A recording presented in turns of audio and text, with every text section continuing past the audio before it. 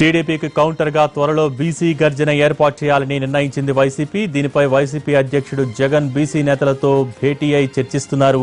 ఫిబ్రవరి 3వ వారంలో బీసీ గర్జన నిర్వహించేందుకు ప్లాన్ చేస్తున్నారు. అయితే సభను ఎక్కడ నిర్వహించాలి అన్నదానిపై స్పష్టత రాలేదు.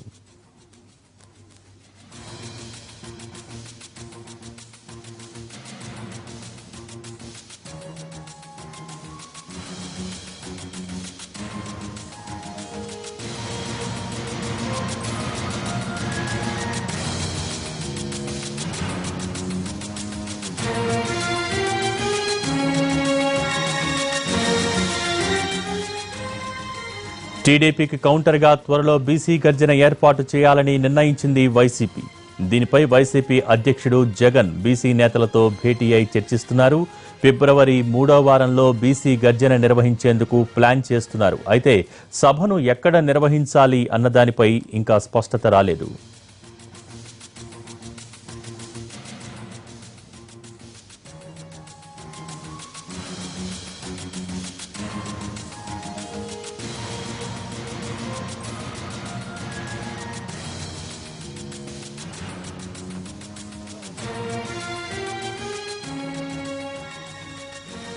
టీడీపీకి కౌంటర్గా త్వరలో బీసీ గర్జన ఏర్పాటు చేయాలని నిర్ణయించింది వైసీపీ. దీనిపై వైసీపీ అధ్యక్షుడు జగన్ బీసీ నేతలతో భేటీ అయి చర్చిస్తున్నారు. ఫిబ్రవరి 3వ వారంలో బీసీ గర్జన నిర్వహించేందుకు ప్లాన్ చేస్తున్నారు. అయితే సభను ఎక్కడ నిర్వహించాలి అన్నదానిపై ఇంకా స్పష్టత రాలేదు. వైసీపీ బీసీ గర్జనకి సంబంధించి లేటెస్ట్ అప్డేట్స్ మా ప్రతినిధి దినకర్ లైవ్ లో అందిస్తారు. Dinakar, good morning. చెప్పండి, ప్రస్తుతం బీసీ నేతలతో జగన్ భేటీకి సంబంధించి కానీ తర్వాత ఏర్పాటు చేయాలి అనుకుంటున్న బీసీ గర్జనకి సంబంధించి కానీ డీటెయిల్స్ ఏంటి?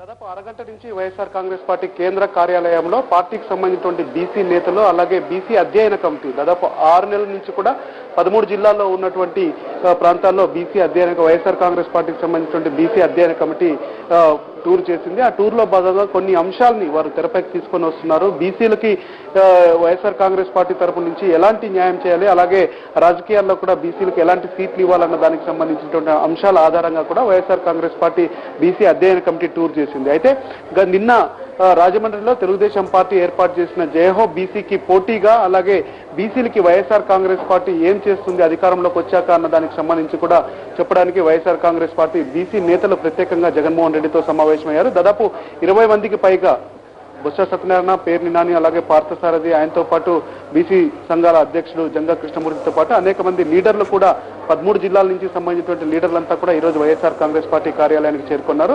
అందులో భాగంగానే మొదట బీసీ అధ్యయన కమిటీకి సమావేశం జరిపి ఆ తర్వాత జగన్మోహన్ రెడ్డితో కీలక లీడర్లంతా భేటీ కావాలని నిర్ణయం తీసుకున్నారు. అయితే బీసీ 13 జిల్లాల నుంచి వచ్చినటువంటి నేతలంతా కూడా మొత్తం సమావేశమయ్యారు. ఇప్పటికే నివేదిక తయారు చేసినటువంటి నేపథ్యంలో ఆ నివేదికను జగన్మోహన్ రెడ్డి కూడా సమర్పించినటువంటి పరిస్థితి ఉంది.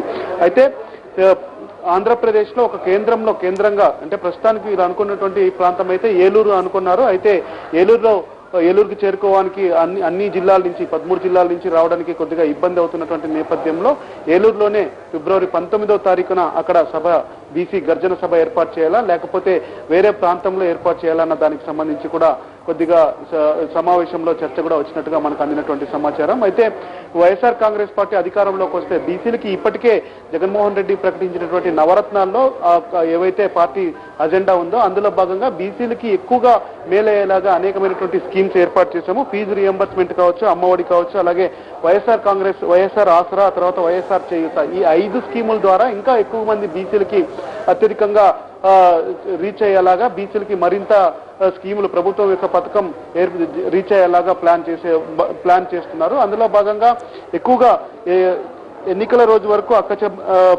దాదాపు 45 సంవత్సరాలు నిండినటువంటి బీసీ ఎస్సీలకు మైనార్టీలకు కూడా పెన్షన్ అందే విధంగా మహిళలకు ముఖ్యంగా ఎక్కువ కాన్సన్ట్రేట్ చేసినటువంటి పరిస్థితి ఉంది. అందులో భాగంగానే వీటితో పాటు ఆ తర్వాత 13 జిల్లాలో ఉన్నటువంటి బీసీ సంఘాలను కూడా బలపరిచే విధంగా వైఎస్ఆర్ కాంగ్రెస్ పార్టీ నిర్ణయం తీసుకుంది. నిన్న ఏదైతే రాజమండ్రిలో తెలుగుదేశం పార్టీ ఏర్పాటు చేసిందో దానికి సంబంధించి అలాగే అక్కడ ప్రకటించినటువంటి స్కీమ్స్ ఏవైతే ఉన్నాయో వాటికి పోటీగానే తెలుగుదేశం అజెండాకు పోటీగానే వైఎస్ఆర్ కాంగ్రెస్ పార్టీ మేనిఫెస్టోలో బీసీలకి స్థానం కల్పించాలని చెప్పి కూడా జగన్మోహన్ రెడ్డి నిర్ణయం తీసుకున్నారు. బొత్స బొత్స సత్యనారాయణ కావచ్చు, పేర్ని నాని కావచ్చు, పార్థసారథి, అలాగే పిల్లి సుభాష్ చంద్రబోస్, అనంతపూర్ జిల్లాకు సంబంధించినటువంటి బీసీ లీడర్లు పిడి రంగయ్య, ఆ తర్వాత కొద్దిమంది నర్సయ్య గౌడ్తో పాటు మరికొద్ది మంది సీనియర్ నేతలతో కూడా జగన్మోహన్ రెడ్డి సమావేశమయ్యారు.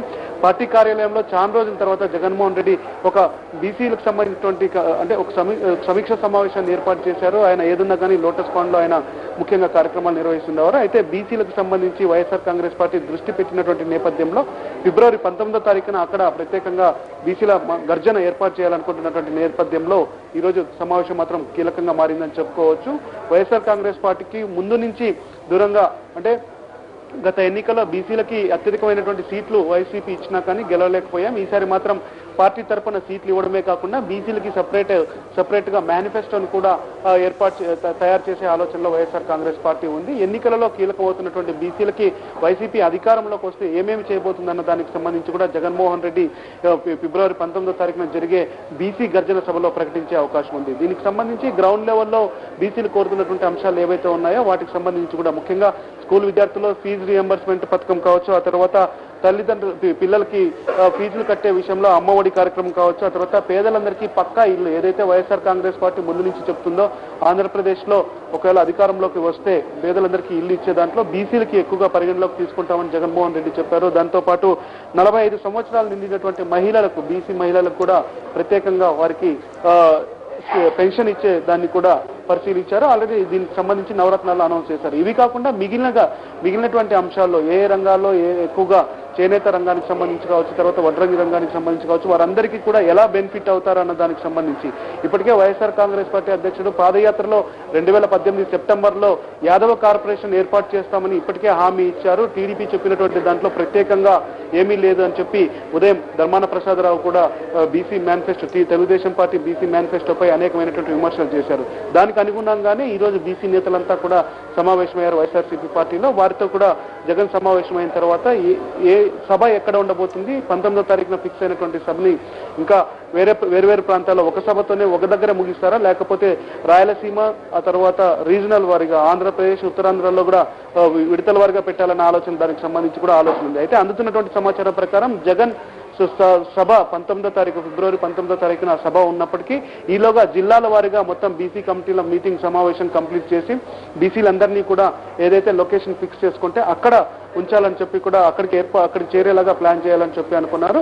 ఫిబ్రవరి 19వ తారీఖున ఏలూరు లేదా మిగిలినటువంటి ప్రాంతాలు ఒక 3-4 పేర్లు పరిశీలిస్తున్నారు. వాటిలో ఏది కన్వీనియంట్ గా ఉంటే అక్కడ భారీ బీసీ గర్జన సభ ఏర్పాటు చేయడానికి వైఎస్ఆర్ కాంగ్రెస్ పార్టీ సిద్ధమైంది. నవరత్నాలతో పాటు ప్రత్యేకంగా బీసీల కోసం ఒక మేనిఫెస్టోను కూడా సిద్ధం చేసే ఆలోచనలో ఆ పార్టీ నేతలు ఉన్నారు. దీనికి సంబంధించి జగన్ తో ప్రస్తుతం మీటింగ్ జరుగుతుంది. దాదాపు 45 నిమిషాలుగా ఈ భేటీ కొనసాగుతుంది. దాని తర్వాత వైఎస్ఆర్ కాంగ్రెస్ పార్టీ ఏర్పాటు చేయబోతున్నటువంటి బీసీ గర్జనకు సంబంధించి ఆ పార్టీ నేతలు మాట్లాడబోతున్నారు.